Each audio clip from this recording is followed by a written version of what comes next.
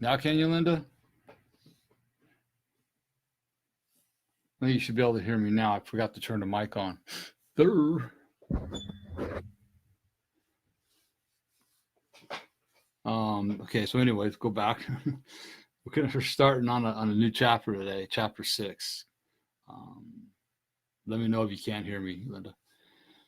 Chapter 6, which is the G-D word, which is good. Which is God, the God word. Sorry, I had a couple of distractions. Put everything away.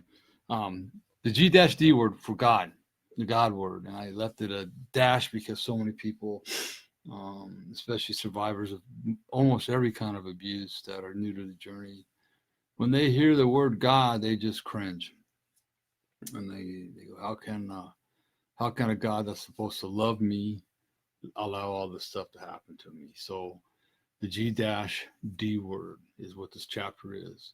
It's all about God. It's about my journey, my fall from grace, how I got back with God, and so on and so forth. It's quite a long chapter. So I'm going to do what I can in the next 4 weeks to cover bits and pieces of it. But I'll start with a quote by Vinnie Delora Jr. She's a Sioux elder, author, and activist. It's real simple. It's religion is for people who are afraid of going to hell, and spirituality is for people who have been there. And what that is saying is that spirituality is, religion is man-made and spirituality is God-given. And it's what I needed to hear at a certain time in my life to work through these situations. Because as we all know, I just got done with the spiritual abuse chapter last week, and spiritual abuse causes a lot more damage than people are aware of. And pastors, parents, elders, they really need to be aware of their words and how they, if you will, preach to people.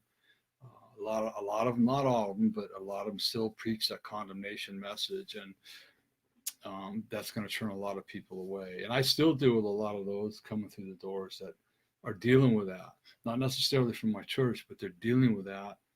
And I actually love when I get those people, because that's where I was, and I love working with them. I can walk them through it. So, when I got into recovery, I had no idea that God had anything to do with recovery when I started my journey. I just knew I was going to go to Betty Ford to learn how to drink like a gentleman, or so I thought. And the reality about not knowing that God had anything to do with recovery was actually a good thing, because I don't know if I would have been so willing to participate had I have been told that it was very much God-centered. And I'm almost done reading the book called The James Club that really defines Alcoholics Anonymous and what Bill and Bob created it to be. It was very much God-centered. The Holy Spirit and the Father, Son, and the Holy Spirit were at every meeting. There was prayer at every meeting. There was Bible reading at every meeting. It wasn't drunkalogs. It was just a bunch of people getting together that were trying to better their life. And it was all centered on the book of James, 1 Corinthians 13, and the Sermon on the Mount. In this book I'm reading, it's very clear that that's exactly what they intended it. So, when I walked into Betty Ford, I remember the first lecture that I sat into. It was in the James West Hall, and they got the 12 steps of AA up there. And the third step is we turn our will and our life over to care of God as we understand God. And hey, Angie, how are you? As we understand God. Well, that understand has been taken out of context in a lot of different ways. But what I saw, and the only word I saw, was God jumping off the wall in bold print at me. Like, oh man, this ain't gonna work. If God has anything to do with this, I don't know that this is gonna work. Okay. I knew there's gonna be trouble right away, because the God that I knew, the God that I understood, was a God that raped me, beat me, abused me in all typical ways, because it was done by man that were born again Christians. So my journey took me from believing that it was God to knowing it wasn't God, that God was there protecting me. And it's a long journey, but that's what it took.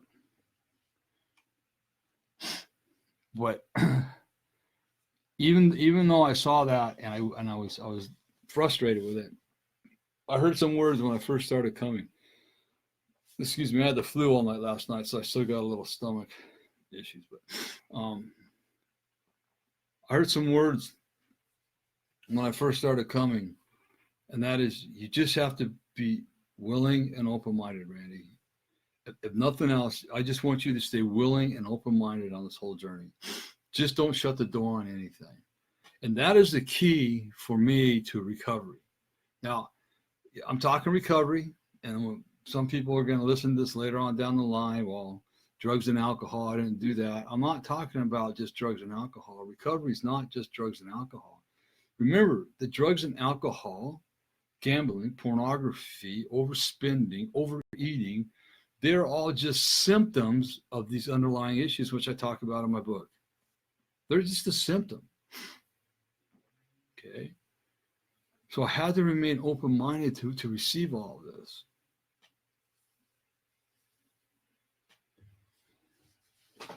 What I want to say as we move forward in this, especially this chapter, like I say, I do fully understand, and those that know me know that I also respect any reservations that readers or people that I talk with on a daily basis might have towards God.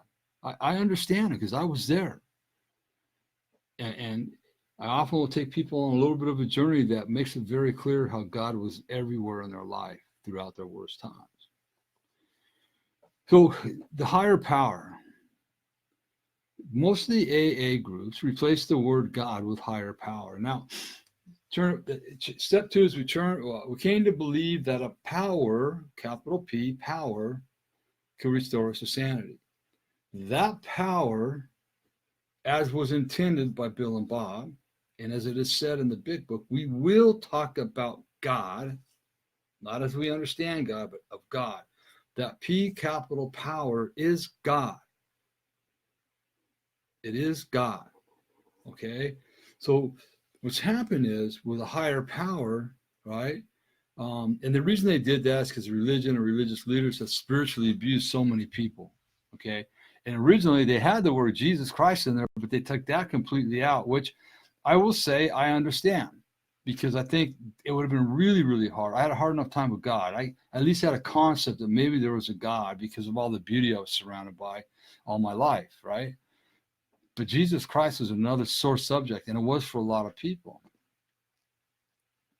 So I understand that part, but they still use the word God, okay? And I'll tell you, along those lines, is I still have some trouble with some organized religions myself, with some, not all. And again, it's I believe it's spirituality over religion. It's relationship. Actually, I could replace this book with spirituality and religion. I mean, and relationship is more than religion when it comes to Christ. What I will say is that along the way, and the big book says this, is that you will return to the faith of your following, of your youth, and that's exactly what I did. All right. Although my higher power is God, G-O-D, God, capital G-O-D, God, the one and only God that exists, okay? If you, and this is in the book to help people out, so don't look at me like, boy, you can't be talking that way. This is in my book. I'm addressing a whole audience that wants nothing to do with God, all right? So you need to understand that. Although my higher power is God, right? If you choose to call your higher power coach or papa or boss until you realize and accept that there is only one higher power as it was intended by the founder, and which that one is God, that's okay. My sponsor, who's very spiritual and very God-centered, his higher power for a while was coach, and it switched to God.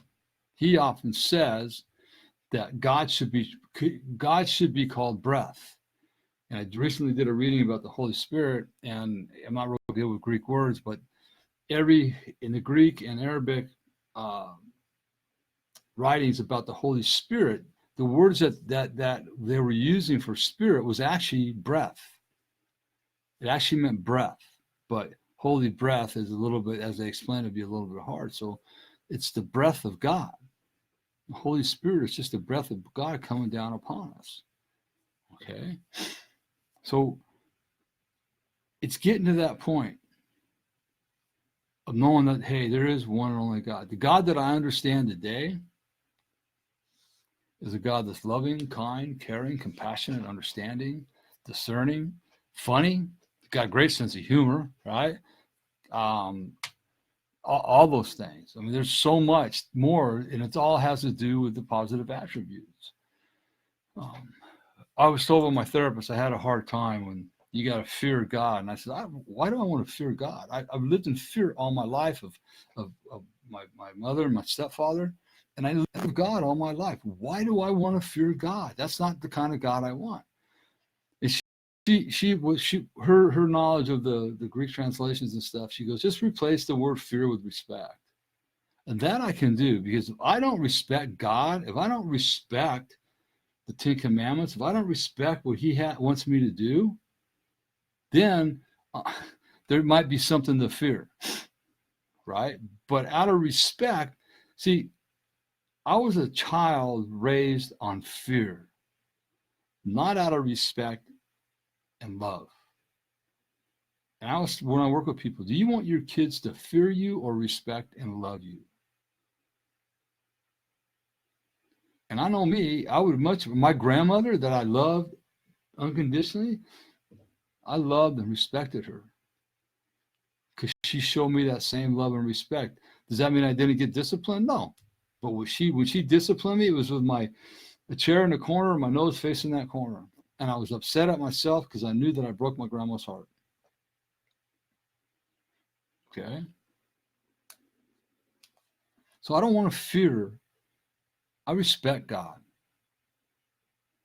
I respect God because when I look back on it, he was always there when I needed him.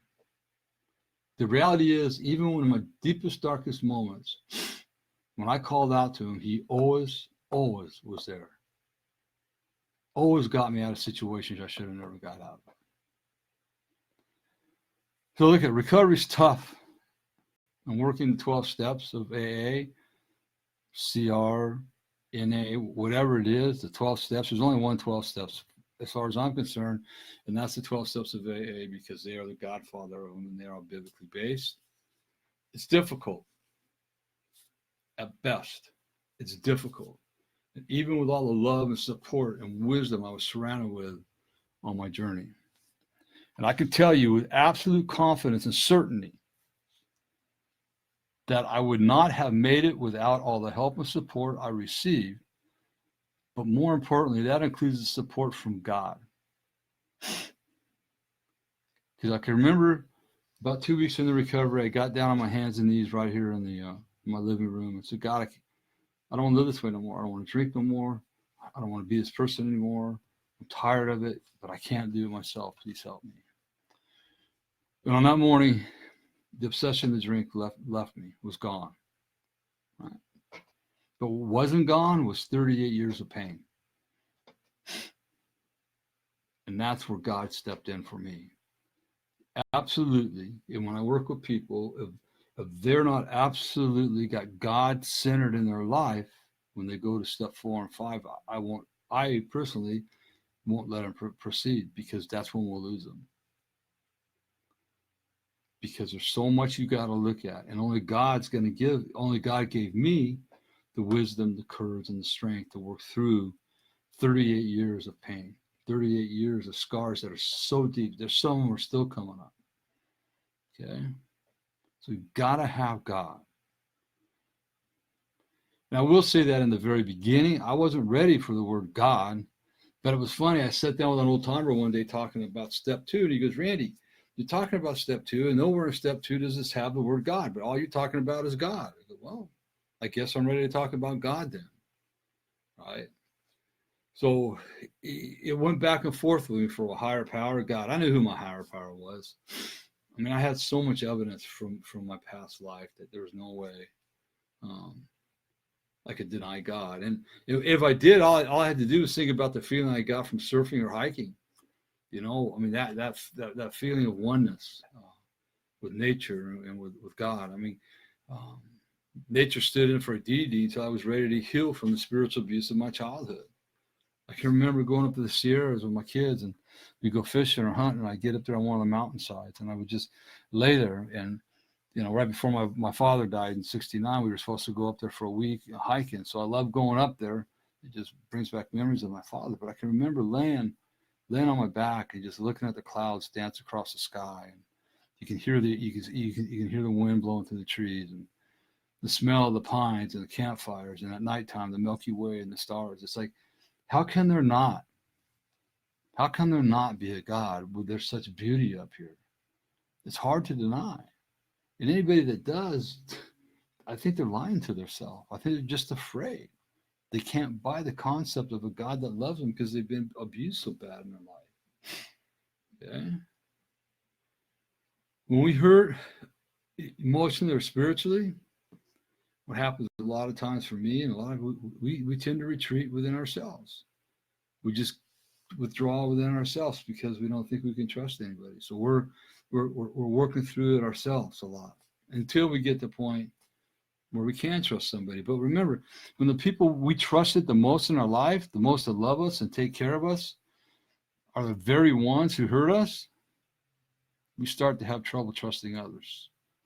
So when you got parents, you got a pastor, you got grandparents, you got brother, whoever it is, the ones that are supposed to love us, be there for us, take care of us, teach us, guide us. When we can't trust them,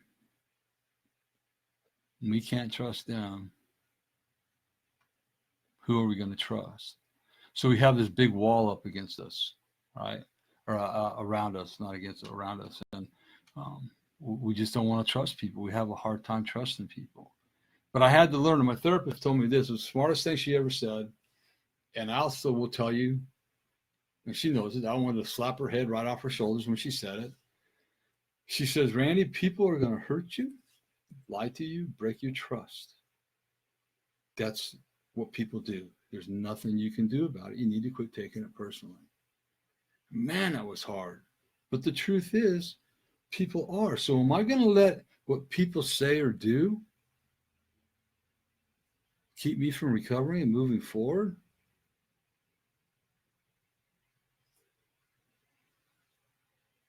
Because what happens also is we start instead of going to God, we start trusting people, and we're saying, okay, God, I'm going to trust this person, and that person hurts us. What do? We automatically want to withdraw within ourselves, because now not even God. Here he is again. I told you God couldn't help me. But the reality is that people are going to hurt you. They're going to let you down. They're going to break your trust. So it's really important. Who are you seeking? What's the community of people you're around? Just because a person goes to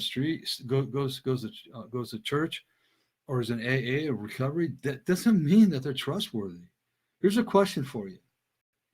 Ask this. Has that person earned the right to hear my story? And can I fully trust them with my story? Okay, and ask those two questions. And then when you start talking, little bits at a time, don't drop a bomb on them, expect them to keep it a secret. You start little and he's got to earn your trust. You know, the me against the world thing is only reinforced by society, especially for men. You know, most men, there's a lot of songs of praises for them. They idolize them. There's books that romanticize them. Men, I'm saying. But the truth is that going at life all by ourselves is difficult at best.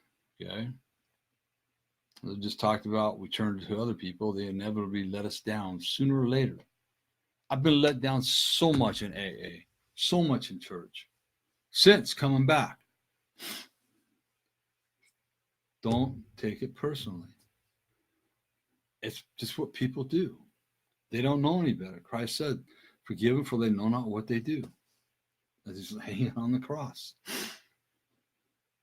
Okay, we can't take things personally. We can't go about it ourselves. It's not going to work.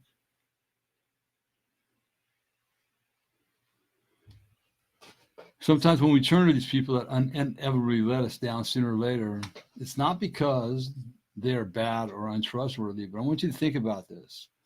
It's because we have unrealistic expectations of them. In the program, no expectations. Don't have any. You're setting yourself up for relapse with expectations. And I started going to church again. Expect God to do this. You got to have high expectations. Like, whoa, wait a minute. Is it no expectations or high expectations? Have no expectations of men. None. If you're going into a situation, if you're talking to a certain person with a high expectation that that person is going to be able to do something for you, you're setting yourself up to be hurt. But we do have high expectations for God, that he's going to take care of you. He will bring the right person to you. I know this factually, that God speaks to us all. And I've talked to several different people, and they've gone to people when they've known not to go to those people and talk. They told me, I was told, I heard, you don't want to talk to them. And they end up getting hurt because they go against the voice of God. Because a lot of times people go, is it the voice of God or is it just me? God speaks in a very soft tone, and he'll call you by your name when he does it. So, because survivors of sexual abuse tend to be so wary of trusting other people, especially, people been sexually abused, there's a lot of baggage they're carrying around. So what will happen a lot of times when they finally find someone, right? They just start dumping decades of baggage and expectations onto that person, right? And oftentimes it's the unsuspecting spouse of that person. I was fortunate that I dumped a lot of my stuff on people throughout my years because I was playing the victim role, especially when I was drinking. But then when I got in Betty Ford, my therapy, I dumped everything, and it was completely different. I dumped everything because they were qualified to hear what I was saying. They understood me. They validated me. They helped me work through the process of healing all those wounds. But that's what they're used to doing.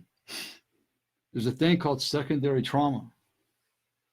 So you go to somebody and you're in their trust, and one day say, I want to sit down and talk to you, and they know nothing about trauma, and you just start dumping stuff on them. That person that you're dumping on literally could walk away traumatized from your trauma. So we have to be careful. Have they earned the right to hear your story? And you start by doing it little bites at a time. Fair to you and fair to the other person, okay? It's a must. If you don't do it that way, what happens is it can be it comes at a very painful cost. And that is that your marriage, your closest friends could be gone.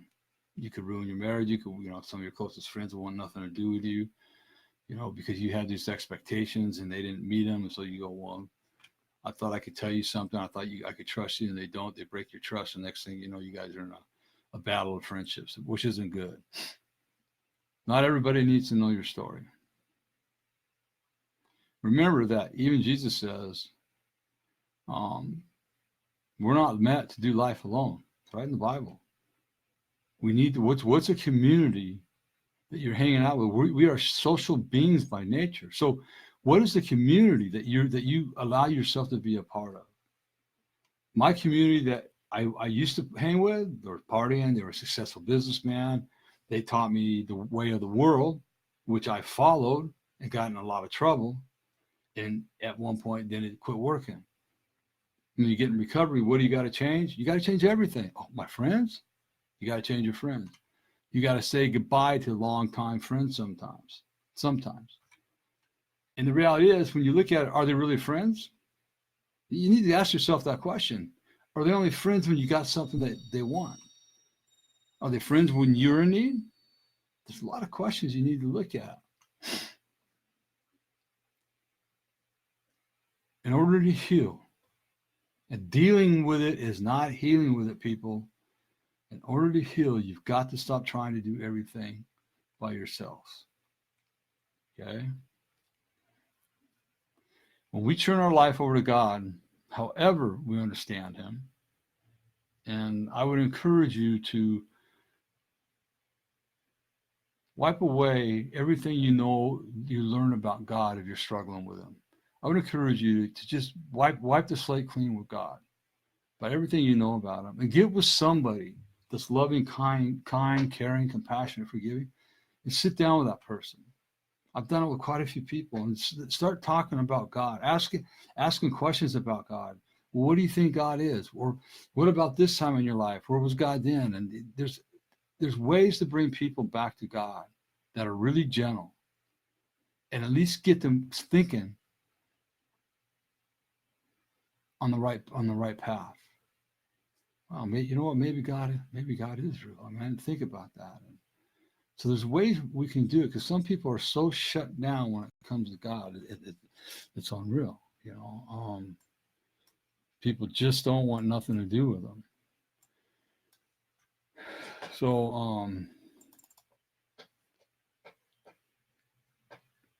on this journey, I know most of the people that are watching me do believe in God and are Christians.